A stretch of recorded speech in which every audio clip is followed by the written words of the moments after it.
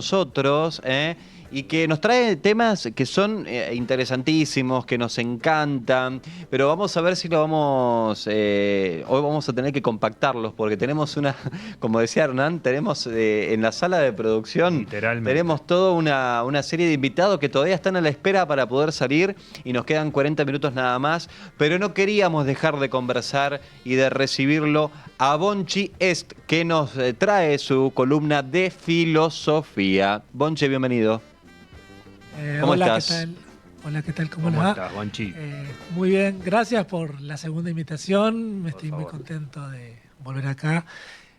Bueno, puesto que estamos apretados, vamos un poco al grano. Y es importante que sea hoy la fecha entre fines de marzo y comienzos de abril, por la temática que quiero tratar, referida a la cuestión de la memoria, el tiempo, el pasado, eh, cuestiones de esa naturaleza. En principio, uno siempre en la vida cotidiana, en la vida política, en la vida social, permanentemente se pregunta por los orígenes de las cosas. Es Ujú. decir, cuándo algo se origina.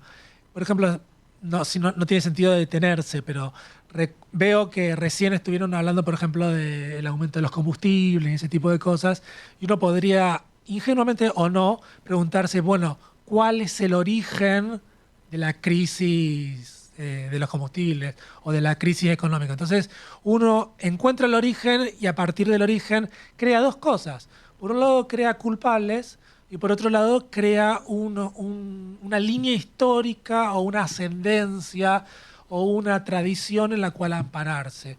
Uno puede decir que en 1945 o en 1946 surge el peronismo. Y a partir de eso, bueno, hay un montón de cosas. El origen de la tragedia argentina o el origen de la soberanía nacional. Claro. Entonces, el origen es siempre importante. Yo quiero tratar en filosofía un concepto de un filósofo existencialista de alrededor de 1940, que es Karl Jaspers, que habla del origen, pero del origen no como una fecha histórica, en un momento empírico, es decir, por ejemplo, en el año 2023 tal cosa, sino del origen como aquello que todo el tiempo está emergiendo, como que todo el tiempo surge independientemente del momento en el que uno esté. Ujú. ¿Cómo sería eso? Claro, el origen sería lo que, por ejemplo, uno podría preguntarse que cuando habla de el amor o la muerte o el sexo o la violencia o el cosmos, podría decir ingenuamente que en algún momento de la historia la tradición de la astronomía, la astrología, la ciencia empezó a estudiar esas cosas. Pero esta perspectiva del origen dice, no, esas cosas están desde el comienzo de la humanidad. Ujú. El hecho de ser humanos inmediatamente nos coloca en contacto con ese origen, con eso que siempre está emergiendo en nosotros. Entonces, cuando uno pregunta sobre la muerte, no es que hay un momento histórico donde empieza a preguntarse por la muerte, hay un momento individual en la biografía de alguien que uno empieza a preguntarse por esas cosas. Pero no es que uno empieza, desde 1930 empezamos a hablar de la muerte, más allá de que sea una moda Claro. filosófica hablar de la muerte en esos momentos. Y como segundo tema, que me parece importante traerlo, porque esto es como muy abstracto, y uno podría decir, bueno, ¿cómo se alinea con la memoria? ¿Cómo se alinea con el 24 de marzo?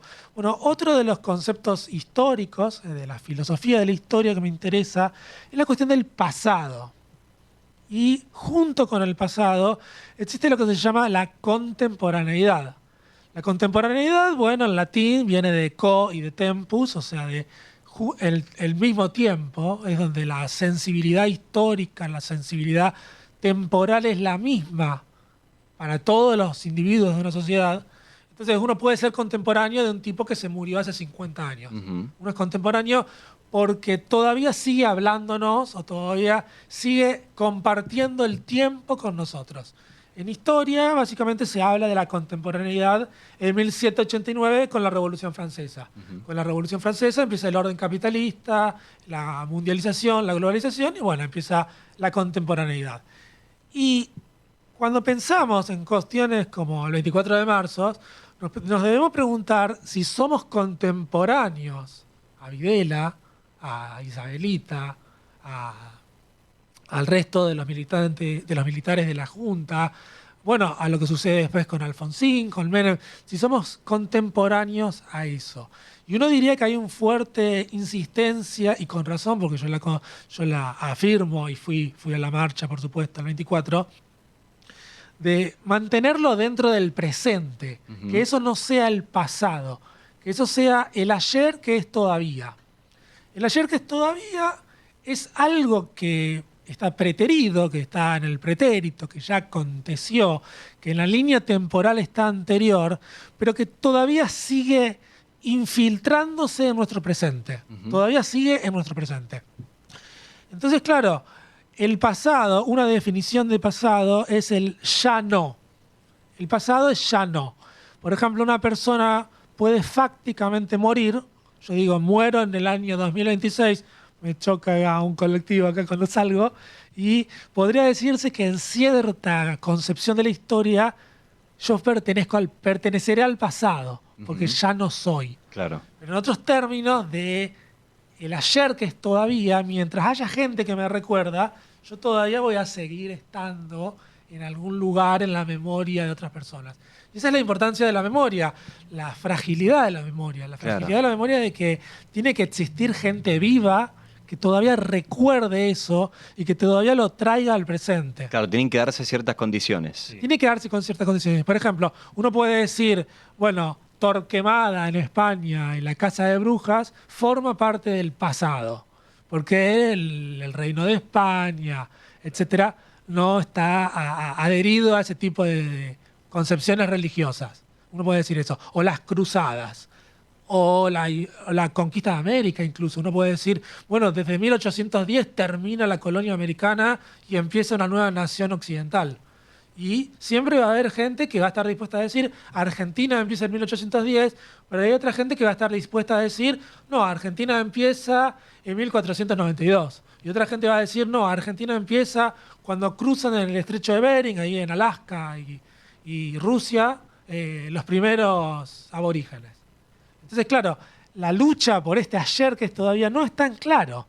Parecería que es una cuestión más política de siempre que haya alguien que esté dispuesto a sostenerlo. Y vuelvo el 24 de marzo. Uno piensa, bueno, las abuelas de Plaza de Mayo todavía viven.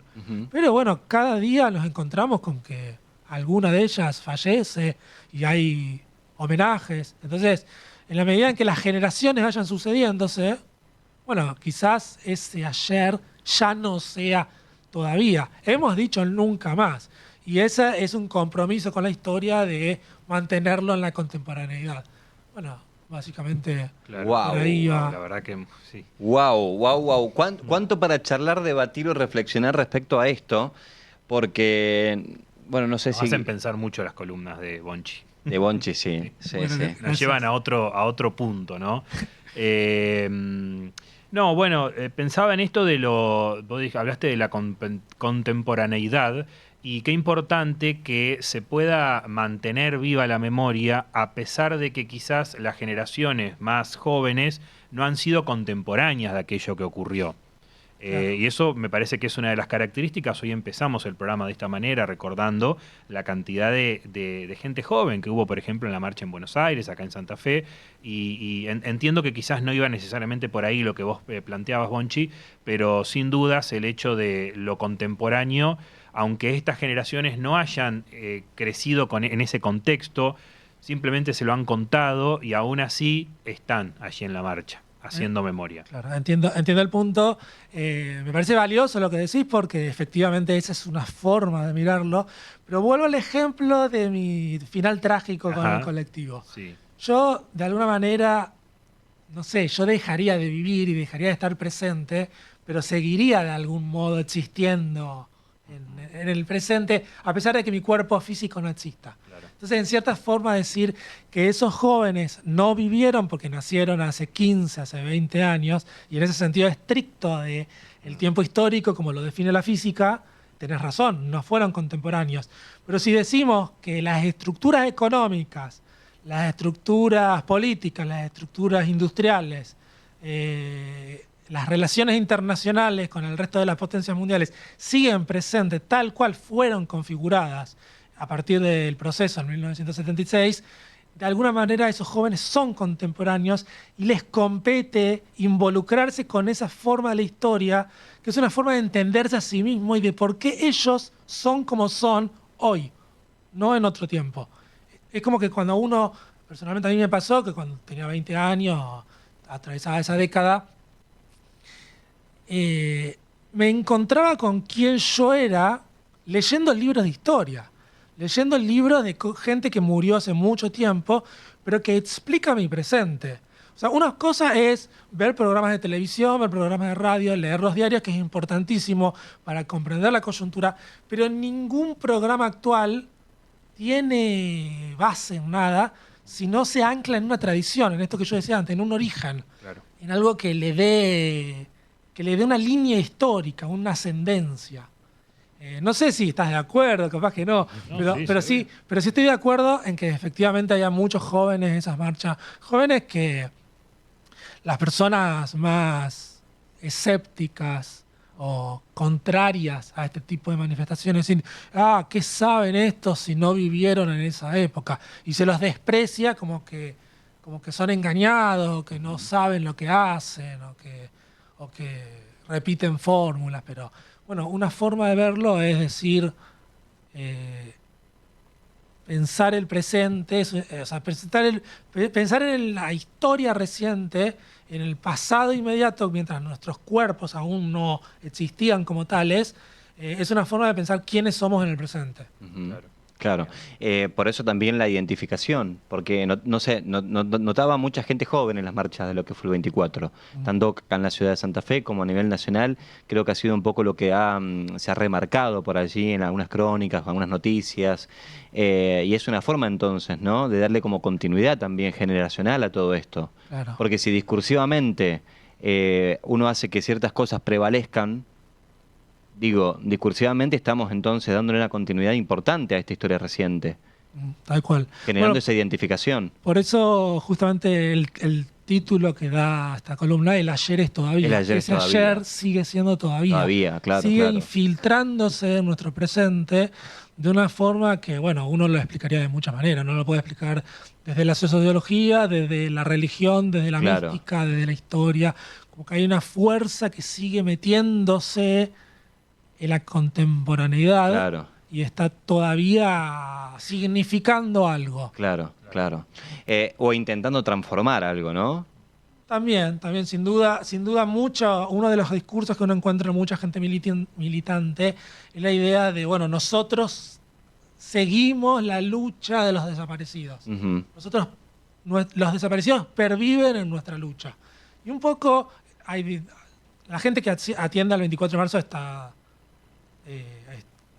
en muchos estratos. Ujú. Hay distintos grados de compromiso y visiones históricas, pero bueno, una parte muy importante, sobre todo la que lleva las banderas, los bombos, los megáfonos, evidentemente se identifican y sienten una sensibilidad sentimental Ujú. con todos esos jóvenes que fueron masacrados por un terrorismo de Estado y que se sienten que podrían ser ellos en el Claro. presente si volviese a ocurrir algo tan catastrófico como un golpe de Estado genocida. Claro.